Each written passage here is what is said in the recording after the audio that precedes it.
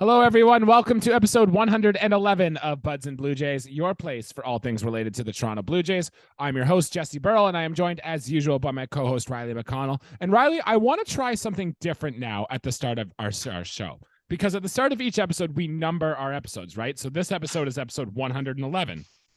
And I thought it'd be kind of cool if we gave like a Blue Jays related stat or something like an overriding theme of the episode. So for this episode is 111. I've got some cool stats in Blue Jays where the answer is 111. So what are your thoughts on this idea? You like this? I love it, man. I'm a numbers guy. I'm a stats guy. I like whole numbers too. I made a joke before the episode on what I thought this was. I do not know what the stat is. I said Colby Rasmus's on base percentage versus left-handed pitching. Obviously, that is not the case.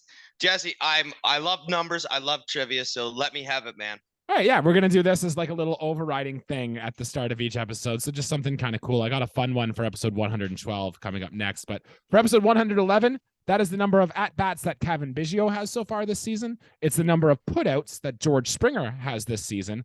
And it's also the career WRC plus for a Blue Jay for both Frank Catalanato and Adam Lind, as both finished their Blue Jays career with a 111 WRC plus. So how's that? You're throwing names I love. Frankie C. I used to love watching that guy. He was not a great hitter. He played some good years early in Texas, moved around the league a lot. I love me some Frank Catalanato and Adam Lind. Great Blue Jay for a long time. He was one of our guys and was in the show for quite a few years. Love this new. I love stats. I love trivia. So this is right up my alley, Jesse. It's why we have the show, Riley. It's why we have the show. And let's get into the show a little bit. Today we're going to do our normal stuff. We are going to recap the Blue Jay series against the Miami Marlins. The Blue Jays finally win another series after losing the 3 straight prior. But first, guys, before we dive in deep and talk about the show, remember our show is free. We're available on all platforms. So if you're watching us on YouTube, like the video, subscribe to the channel, all that good stuff. You can see what Riley and I look like. And I will say we're in a better mood today than we are normally when we do these episodes. The smiles are on our face because the Blue Jays are actually doing good things. But if you're listening to us in podcast land, leave a 5-star review, all that fun stuff. Share, download, tell a friend. Riley, do you want to dive right in or anything else to add before we jump into our game recaps? No, Jesse, you hit the nail on the head. We had been losing too much. It's good to walk out of Miami with 2 victories out of the 3 games, man. I'm very happy with that. All right, let's get into the game recaps. For those of you who might not have been able to watch it all, game 1 of this series, the Blue Jays, they stunk. And I was upset about this one, Riley, because I had some time to myself on Monday, and I thought, oh, good, I'm going to finally get down, watch the Blue Jays game, sit down, really enjoy it, because I don't get to do that too often. I'm a busy guy in the summer. And then the Blue Jays put on a stinker. They lost this game 11-0. Jose Barrios simply just did not have it. He fell apart in this one. 4 innings pitched, 8 hits, 4 earned runs, 1 walk, 4 strikeouts. Marlins scored 3 in the 3rd, 3 more in the 4th, and then 5 in the 7th. But it didn't matter, as the Blue Jays were shut out for the first time this season. Bo Bichette was the only Blue Jay with multi-hits in this game, reaching base twice in the losing effort. Game 2, the Blue Jays win this game 2-0, and the Blue Jays and their depleted bullpen needed a good start from Yusei Kikuchi, and boy, did they get one. 6 innings pitched, 2 hits, no earned runs, no walks, 6 strikeouts. He went toe-to-toe with rookie phenom Yuri Perez. But ultimately, the Jays were able to get something done in the 8th off the Marlins bullpen, a Santiago Espinal double, followed by an Ernie Clement pinch hit single, and then a George Springer single ultimately was what it took to get the Blue Jays 2 runs. Jordan Romano came in and got his save number 21 on the season. Game 3, the game that took place this early afternoon, the Jays win this game 6-3, and the Blue Jays got the bats going early off defending Cy Young Award winner Sandy Alcantara. 5 runs in the 2nd inning, including 6 straight hits, including doubles from Matt Chapman and Cavan Biggio. Gausman pitched well. He did give up some runs, but as we get into a little later, he did get a little unlucky in this one. Ended up going 6+ innings with the 100 pitch mark. And after the Marlins made a little bit of a rally in the bottom of the 7th, the Blue Jays added some insurance in the top of the 8th thanks to a Matthew Chapman home run into the 2nd deck at Marlins Park, might I add. Eric Swanson and Trevor Richards had hold, and Jordan Romano got yet another save to win the series for the Toronto Blue Jays. So after the series, Riley, the Blue Jays sit with a record of 41-35. We're 9.5 games back in the AL East. We're half a game out of the second wild card with Houston, the Angels, the Yankees, and Baltimore all ahead of us in the standings. It's a big mess in the AL playoff picture right now, Riley. So what do you want to talk about first about the series in Miami? I mean, let's do some thumbs up right off the bat, Jesse. And I think it's only fitting that we each get to talk about our guy a little bit. So I'll take the mic 100%. here for a second. Let's I'll go. take the mic and I'll say this. Hey, Matt Chapman went 0 for 4 in game 1. Let's scratch that. We lost 11 nothing. When you have a position player pitch, I'm like whatever. If the Marlins scored 14 runs, wouldn't have made a difference. That's a stinker. Once you're out of the game, you're out of the game. It is what it is. But hey, if you combine games 2 and 3 of the series, he hit for the cycle. He had a single and a triple and then a double and a home run. So hey, if you combine that, he had a series cycle. I think that's cool. 4 hits, 2 multi-hit games. He looks better. I mean, he's still a lot of swing and miss in this game, as I've said countless times on this show. But man, when he makes contact and the right kind of contact, he can hit to all fields. And I mean, boy's got some wheels. He read the bounce off the right center field wall. He slid into third. He was safe. You're not going to see too many. Hey, the Blue Jays, unless you're Kevin Kiermaier, we do not hit a ton of triples. So that's nice to see the first triple of the year. And also add on double digits home runs now. Matt Chapman now has 10 home runs. I think that's great. When you're sitting at 9 home runs, you always like to see that. I mean, he's got a long way to go before I want to see that number really increase quickly for what I think and where he should be at for this season. But hey, he did a good job defensively too, as he usually does. And it's just good to see him finally get some extra base hits back. It's been a minute since we've seen him string together extra base hits. Mm-hmm. So, I mean, 3 extra base hits over the course of 2 games. That's good. That's a really good sign out of Matt Chapman. And I predict more of the same as we move into the closing days here in June. Yeah, you can now add Matt Chapman to the number of players who have more home runs than Vladimir Guerrero Jr. on the season here. And the thing I liked most about Matt Chapman in this series, Riley, is that he was getting pitches in the middle of the plate, but he was hitting them. That's not something that all Blue Jays have been able to do. His double he hit was a changeup right down the middle of the plate, and his home run he hit was also center, but he is hitting the pitches that he is supposed to be hitting. And that is a good way to get out of your slump, Riley. Matt Chapman was actually interviewed by Hazel May after game 1, after his 0 for 4 day. And he talked about the hitting slump that Matt Chapman was going through. And this is what he said. He said, "We continue to play good defense and we throw strikes. Things we can control. Our initial reaction is you want to swing your way out of it, but we have to take a step back, lock in our approach, and be able to string together good at-bats." Riley, I think Matt Chapman has done just that in this series, putting together some good at-bats. So thank you, Mr. Matt Chapman. Yeah, he was definitely on to something. And if that interview swung him to say and buy into it a little bit, because he had some good at bats in the series. And yeah, hitting the pitches you're supposed to hit, because I've seen 94 miles an hour middle of the plate get by Matt Chapman on a heavy swing. Yeah, so it's good. It's good. It's good to see him square those balls up. And I mean, if he hits it over the wall, he hits it over the wall. If he hits it into the alleys, he hits it into the alleys, man. But it's good. It makes me feel a lot better, man, watching him not drive the ball for power over the last. I feel like it's been at least 2 or 3 weeks since we've really seen a string of hits for him. So it's good to see, and I think he'll keep this up. Maybe not. Maybe not 3 extra base hits in 2 days, but hey, he's still got a pile of doubles, man, and now double-digit home runs. So good things are on the way still for Matt Chapman. Good. Love to see it. The Blue Jays need that from Matt Chapman, Riley. I want to talk about my guy. It's only fair. You get yours, I get mine here. Yeah. And that is our king, Yusei Kikuchi, who had a great start. Honestly, Riley, according to Fangraphs game score, it might have been his best start of the season. 6 innings pitched for the 4th time this year, Riley. He gave up just 2 hits and no walks, no earned runs, and 6 strikeouts, Riley. And it's more of the same we've seen from Yusei Kikuchi lately. He's been throwing that curveball a lot more, threw it 20% of the time in this, got a number of swinging strikes on that pitch. He's able to throw it for strikes, which is huge for Yusei Kikuchi. It's amazing what leaps and bounds this guy has done for us. And honestly, I think that puts his ERA somewhere in the mid to high 3s now. And Riley, coming into the season, if you were to tell me that our number 5 starter is going to go 5 and dive, he's going to give you 5, maybe 6 innings, more time than not, and he's going to pitch to a mid-3s ERA, you would have taken that every single day of the week from Yusei Kikuchi. And the fact that he can go out and have these little glimpses of dominance actually make me think that Yusei Kikuchi might have the potential to be even better going forward here, Riley. I loved what I saw, and I'm glad that Kikuchi is finally having the success. Oh what a refreshing. I got a couple things on Yusei Kikuchi, man. First of all, when you give up 11 runs and it's Jose Barrios who had been pitching well, and it's Yusei Kikuchi taking the hill the next game. Hey, I'm not saying Kikuchi has pitched great, but the confidence goes down a little bit.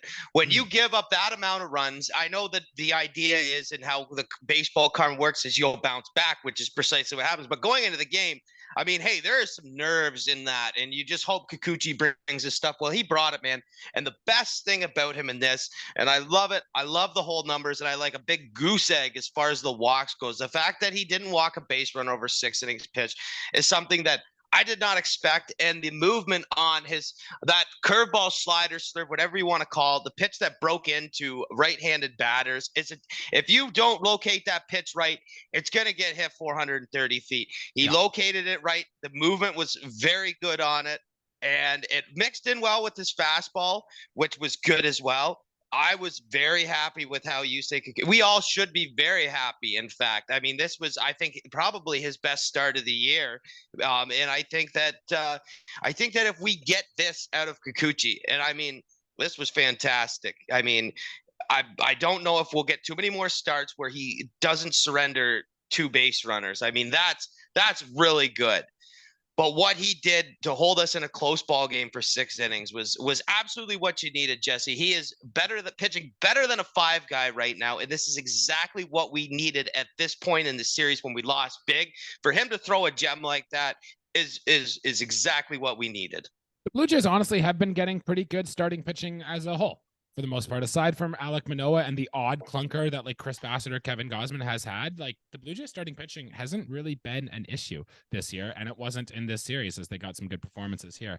Riley, we got to give some love now to our closer. When I read the game recaps there, you'll hear Jordan Romano came in game 2, got the save. Jordan Romano came in game 3 and got the save. And if you're keeping track at home, Riley, 22 saves, now leads all of baseball in saves. It's been a while since the Toronto Blue Jays have had a closer who leads baseball in saves. So let's hope it can stay up for Jordan Romano. But the Blue Jays throughout their early history had struggled getting lockdown powerhouse closers. And I remember as a kid growing up watching a lot of Toronto Blue Jays games.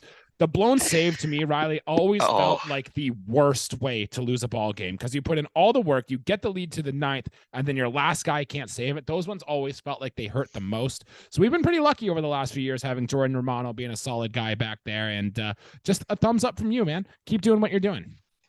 Oh my God. Yeah, Jesse, you just caused me some trauma there thinking about the days of like BJ Ryan and Kevin Gregg. Well, yep. I did love Jeremy Accardo. I thought he was Casey fantastic. Janssen as well was one of my Janssen favorites. was another great one too. But yeah, dude, it's been too long. Bullpen has been just one of the biggest question marks probably since I don't know, Jesse. We had the Terminator, Tom Henke, Dwayne Ward, guys like that. Mike Timlin in his early years, he was fantastic, and we had Paul Quantrill for a bit, who also pitched very well for us. But Jesse, bullpen is something that we've been thirsty for a long time, and we have arguably the best closer in baseball right now. If you want to look at the number of saves, you can make that argument. Jesse, you brought up a stat. I don't know if you want to do that now, but we're playing more close ball games than anybody. So the fact that we have a closing pitcher that can keep these games tight and we're winning these ball games, Jesse, I mean, I think you just say the number. I can't remember off the top, but how many one-run games or where the guy's in the on-deck circle, that's the winning run or tying run? I don't have the exact stat. I saw this on Twitter, so I apologize to the person who have this. I am blatantly stealing your work here, but it was very good work, and it was very nice to see what he did here. They went through the last, I think, 15 games that the Toronto Blue Jays have won, and they had noticed that the opponents had either tying or go-ahead run, I'm not sure exactly which one it was either on base, at the plate, or in the on-deck circle for like each of the last 15 Blue Jays wins. So the Blue Jays haven't really had a laugher in quite a while where it's been pretty easy the whole way through. All their wins they're getting, which have been tight, they've needed the wins, have been tough, grind them out, hard stress battles, and Jordan Romano has been up to the task saving all these games. So just bravo, Jordan Romano. I have all the faith in the world in this guy. He is a top arm in baseball, and I'm glad that he's on our side. I have nothing bad to say about this guy right now.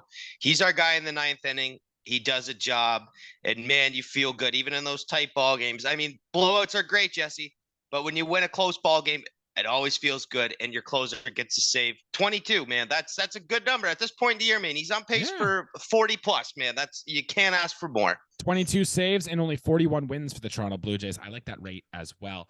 Riley, let's move on now to some of the negatives here because it wasn't all perfect for the Toronto Blue Jays. And let's start with the guy who got the start in game one of the series, the game I was actually able to watch full and sit down and see through. And that was Jose Barrios, Riley. And I think the regression monster just came for Jose Barrios. He had put together a very nice stretch of 12 starts. We talked about it in our last episode, how consistent Jose Barrios had been, aside from the first 2 starts of the season. So he was kind of due, I'd say, for a clunker.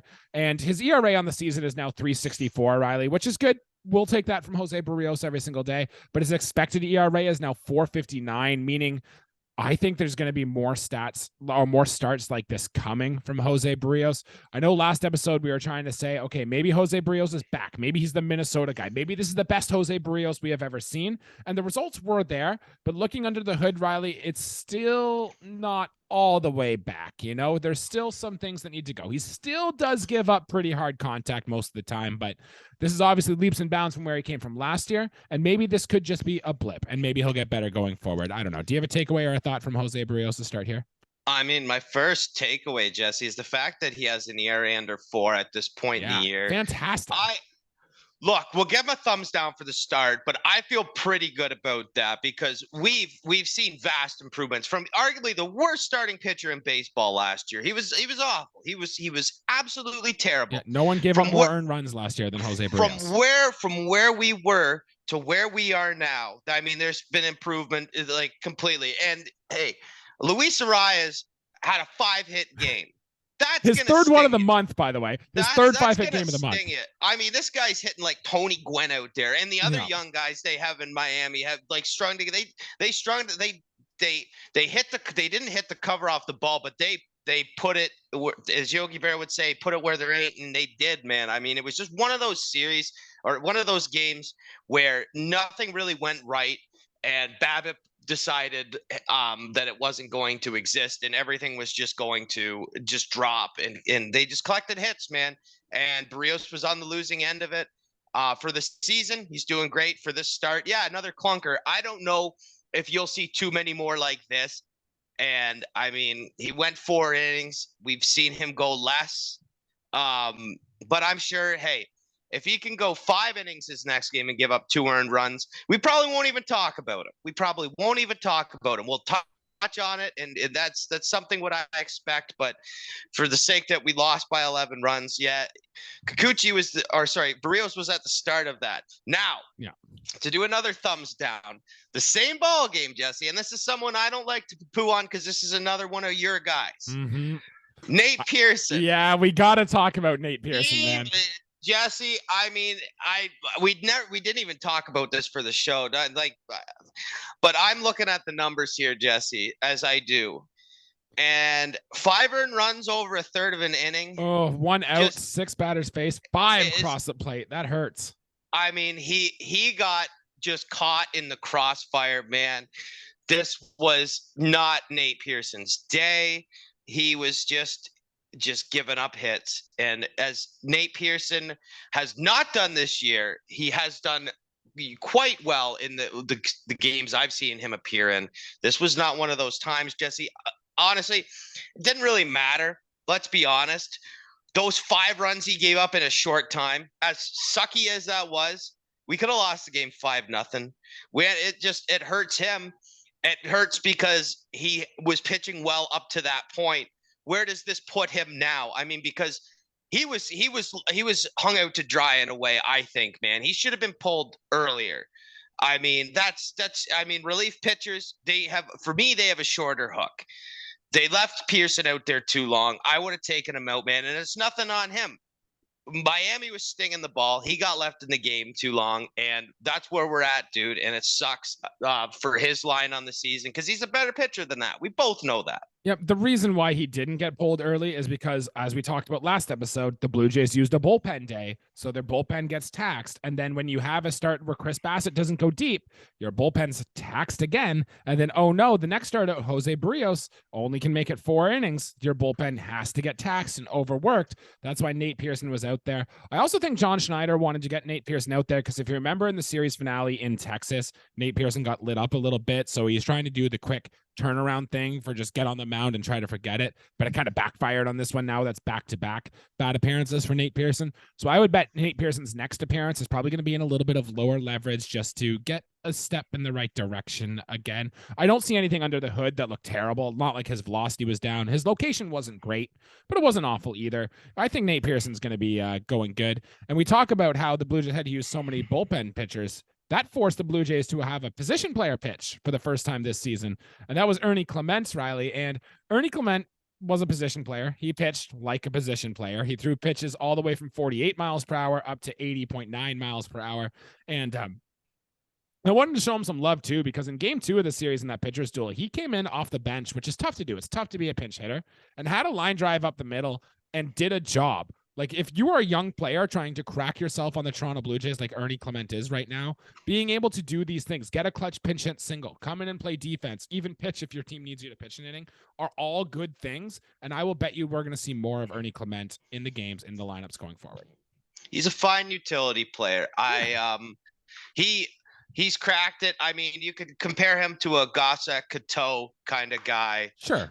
Where you know, he's kind of a fringe player like that. But for the time being, I mean, a clutch hit like that off the bench, it's good. And hey, that also what's not easy to do, Jesse, is to be called upon and pitch in a blowout game.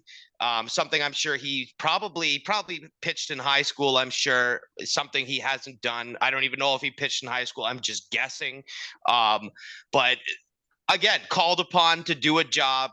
And I guess you can say he did that job too. I mean, he's a position player. What do you expect? The game's a blowout and he did that. But yeah, the clutch hit was great. Mm-hmm. I don't know how many times we'll see him in the starting lineup, but I love a nice platoon of guys to choose from, and Clement is definitely one of those guys. Yep, a guy that John Schneider is just going to have in the bag to pull out in tough situations, and if anything, he's getting positive reviews from everyone involved. Riley, I have one more negative that we haven't really touched a lot on this season, and I'm going to bring it up here now before we get into other news and notes and stuff. And I want to talk a little bit about base running, Riley. And we know it's important, particularly the Blue Jays stealing bases. We've talked about, hey, George Springer has double-digit stolen bases. We've talked a lot about Whit Merrifield stealing bases this year. But the Blue Jays have actually been caught stealing quite frequently this season. I think we have 19 on the year. We're actually bottom 5 in baseball in our stolen base success percentage at only 75.3%. Stolen bases across Major League Baseball have soared this year with the bigger bases, with the disengagement rules and all that stuff. And the Blue Jays haven't seemed to be really taking advantage of it.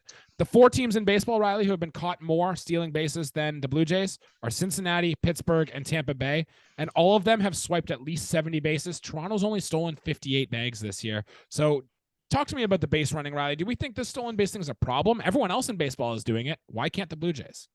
I mean, that's not what our team is around right now. I think that we have too many sluggers. You look at our guys, man. I mean, Bo isn't the elite speedster we once thought he'd be. Yeah, hey, his sprint speed has gone down quite frequently. Springer is turning back the clock as far as his legs go. I think the DH doing DH duty has done him wonders in a lot of ways. Whit Merrifield's still one of the best base runners in all of baseball. And as far as the other guys like Biggio, Espinal, like they have mid-level speed. We don't have speedsters. I can't remember, Jesse, a time like where we really had a lot of whippy base runners. I mean, you might have to go back to like a Jose Reyes, really. Like first name off my mind. Yep, Jose Reyes. I mean, we have played a lot of years. Like look at the Jose Bautista, Donaldson, Edwin years. Like they weren't speedsters, and their complementary pieces, like say a Justin Smoker, a Michael Saunders, those guys didn't steal bases. Like Saunders might have put up 10. Like this number really doesn't concern me, to be honest, Jesse. I mean, it's a part of the game, but it's then if you pull out it's right above bunting for me. I mean, the lack of home runs, the lack of power concerns me. I like small ball, but the game has changed so much that I think that getting caught, I think if we're not stealing bases, that's fine because we're not putting outs on the base pass. But it helps to have a speedster, man. But it's not a statistic I'm gonna be outraged on by. Okay, by so any you're not means. concerned then, eh? No, I mean it's the makeup of our team, man. I mean, I'm not gonna push Bo Bichette to steal more bases if he's gonna get caught stealing. Like you can't make a 28-year-old man faster all of a sudden. I mean, you could teach smart base running, but our team build is not of the speed. It's great defense. I guess it should be power. It hasn't been. That's a totally different story. And in great outfield defense, as well as our 2 Gold Glove corner infielders in Bo Bichette, who, by the way, has actually played very good defense. And then whoever's on second, Witt plays good defense. Cavan, decent enough defense. Espinal, whatever he will do. I mean, we have a lot of different tools. If speed isn't one of them, it's not going to break my heart. I do think the Toronto Blue Jays, though, as we get closer to the trade deadline and as we make moves to getting our playoff type roster, I do think they are going to add somebody with some speed, whether it's an outfielder, another infielder, or somebody kind of in the Whit Merrifield mold we made at last year's trade deadline. I bet the Blue Jays do something like that here. Riley, here's some just little things that caught my attention during this series. I'm just going to read them all. If any of them catch your attention, holler at me, all right? Vladimir Guerrero Jr. finally had an extra base hit in this series. He also hit a ball 113.1 miles per hour, which was hit into a double play. It was the hardest hit baseball turned into a double play since the 2015 season. Just more hard hit balls for Vladdy, more balls that just aren't finding holes. Kevin Kiermaier was impressive in center field again, as always in this series. He had 2 more catches with catch probabilities less than 25%. Kevin Kiermaier is just that good. Santiago Espinal had a good series here. He had a double to start a rally. He had a clutch single late in there too. He even got some shortstop in him in this series. And I wanted to throw some love to Tim Meza, Riley, who we haven't talked a lot about, but he has yet to allow a home run this year. His soft contact numbers are excellent. He's just been another good steady rock for this Blue Jays bullpen. Any thoughts on any of those 4 things, Riley? Yeah, that was really unfortunate. And Vladdy actually hit into 2 double plays in the series, the other one up the middle. They played him pretty well on that. And that's just the unfortunate thing. Kiermaier is a Gold Glover. And Varsho has played some unreal defense. Like I said, like literally 2 minutes ago, our outfield defense is phenomenal. Like top of the chart, man. I mean, Kevin Kiermaier is excellent. The catches he makes out in center field are fantastic. And then as we saw, Varsho also with some pretty good defensive plays in this series as well. So that's always nice as well to have those good outfielders. Yeah, the outfield defense has been just as advertised. I think the Blue Jays lead baseball in outs above average or defensive runs saved. And if we don't lead it, we're top 3. So it's exactly what we wanted from the Blue Jays here. Do have some injury notes, Riley. Brandon Belt is officially back from his IL trip. Spencer Horwitz had to be sent back to Buffalo in the return. As mentioned, Bo Bichette was scratched from today's lineup with left thumb discomfort. The Blue Jays don't believe it's anything serious. They'll use the off day tomorrow, plus maybe one more day in the Oakland series, but Bo Bichette should be back and avoid an IL trip. Addison Barger is now back. He's done his rehab assignment. He is now back with the Buffalo Bisons. So now we are officially on Addison Barger watch and see how he will do. Alejandro Kirk officially hit the IL at the start of the series with a hand injury, but the Blue Jays are optimistic it'll only be a minimum stay. Bowden Francis was sent down so Tyler Heineman can come back up and do some catching duties.